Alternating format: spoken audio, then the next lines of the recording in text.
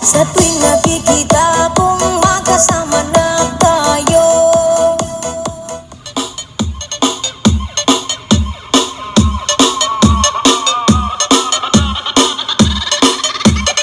This is the police speaking.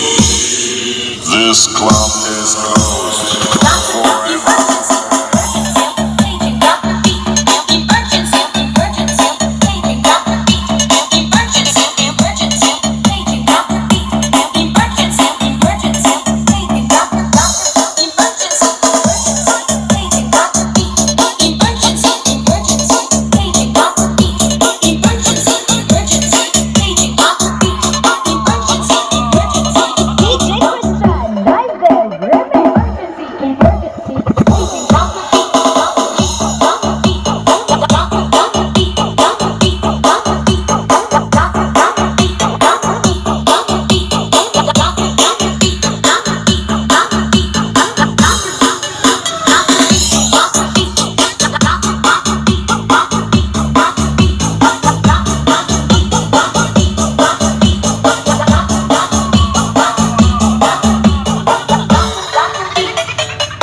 Police speaking.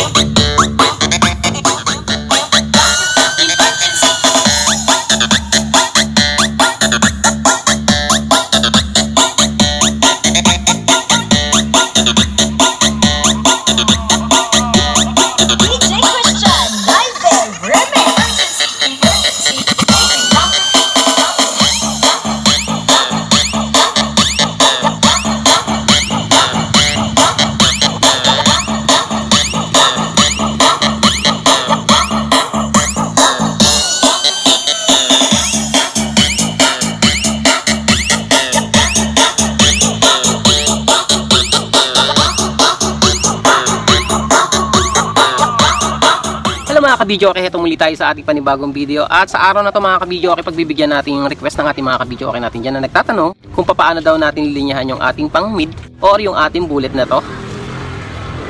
So dito sa linya natin na to mga kabidyo, okay, is pinaghiwalay kasi natin yung ating tweeter and then yung ating whooper or yung ating mid. Dito kasi sa linya natin na to mga kabidyo, okay, ginawa nating two-way itong ating tweeter and then yung ating mid. Ngayong araw tetestingin natin at ipapakita natin kung paano natin linyahan to sa pamamagitan ng dalawa nating amplifier.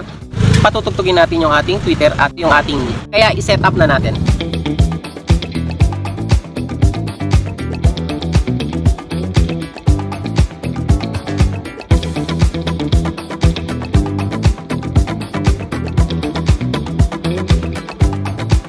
Okay, so ito na mga kabidyo, okay, yung ating amplifier. Pakita ko muna sa inyo yung ating gagamitin. So meron tayong amplifier na dalawa. Yung ating amplifier Sakura 733. And then yung ating isa pang amplifier Sakura 757. And then yung ating dalawang bullet mga kabidyo, okay. So yung ating itong dalawang tweeter na to mga kabidyo, okay, is dito natin ilalagay. Si Sakura 733 yung magdadrive sa kanya. And then yung ating mid size 8, ito yung ating pandadrive natin, si 757. So dito tayo sa likod yung linya natin. So, yung ating tweeter, pakita ko yung ating speak-on. Okay, ating speak-on, yung linya natin yung ating wire.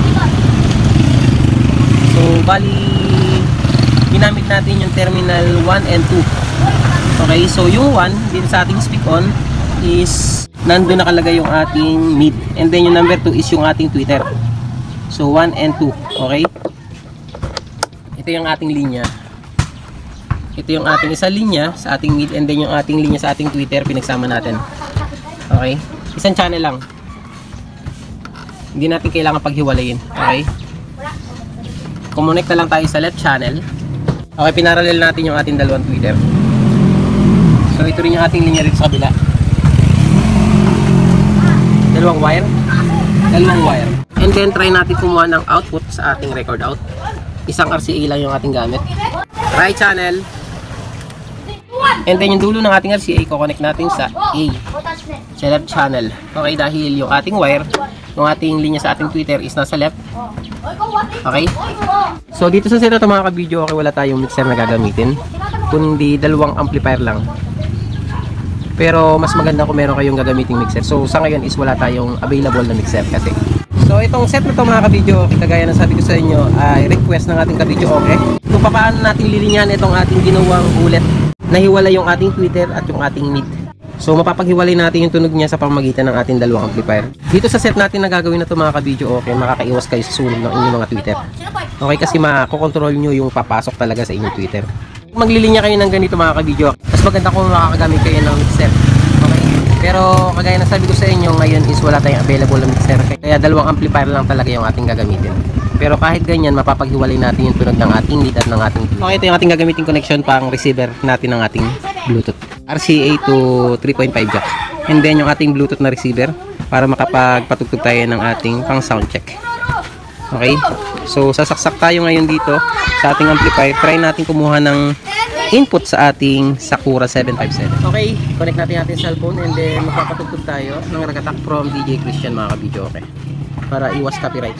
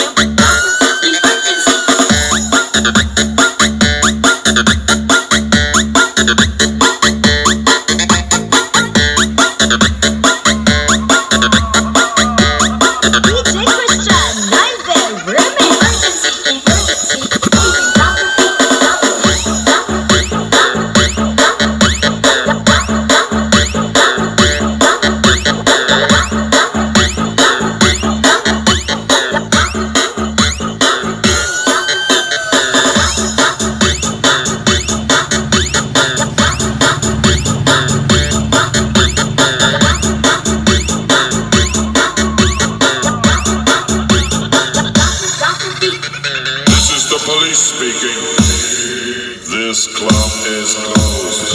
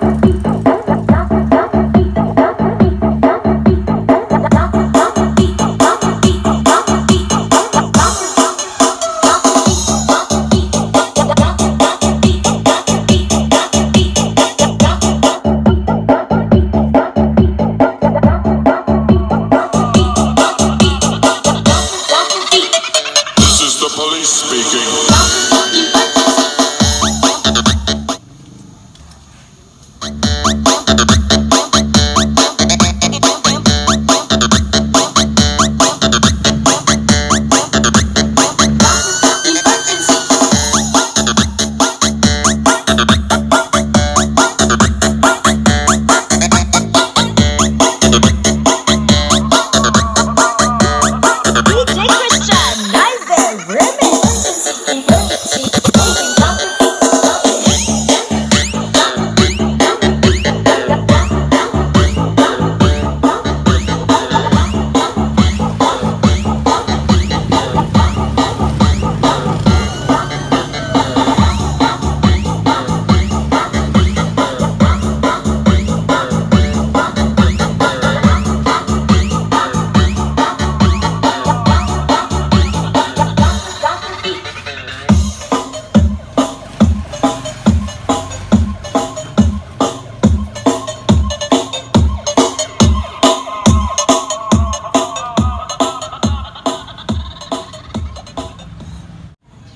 So ito na mga ka-video okay yung ating linya.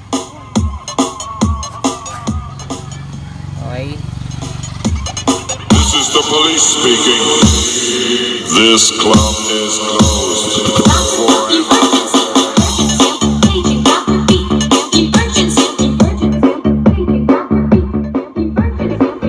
So ito yung ating high, yung ating tweeter.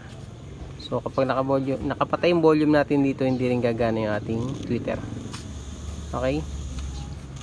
So kailangan natin i-volume dito.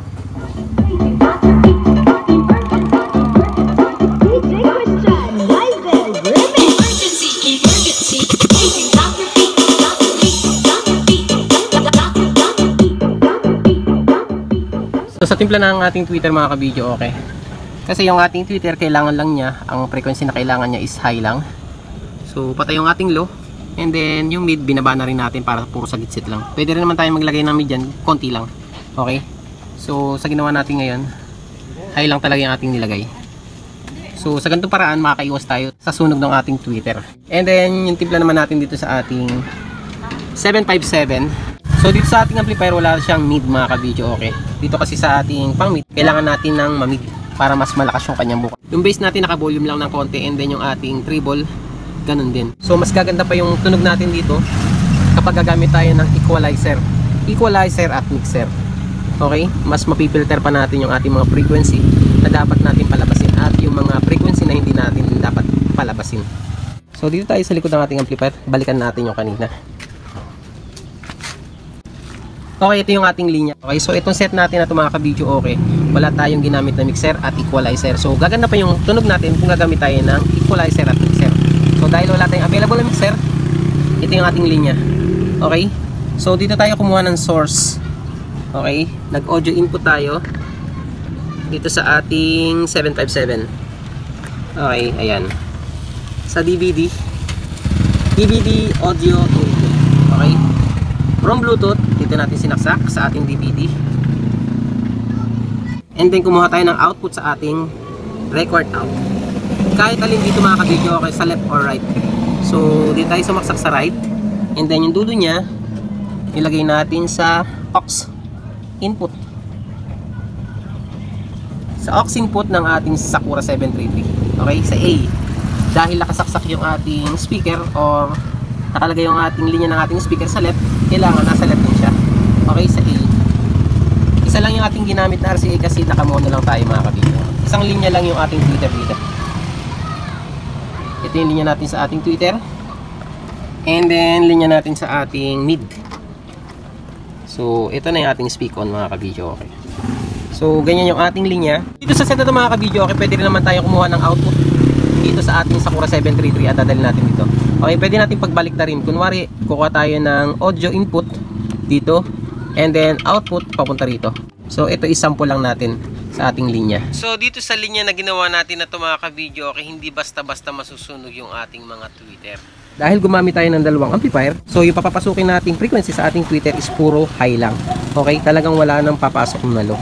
At kung gagamit pa tayo ng mixer, equalizer at crossover mga ka-video, okay, mas mapipilter pa natin yung sounds na palalabasin natin sa ating tweeter at mid.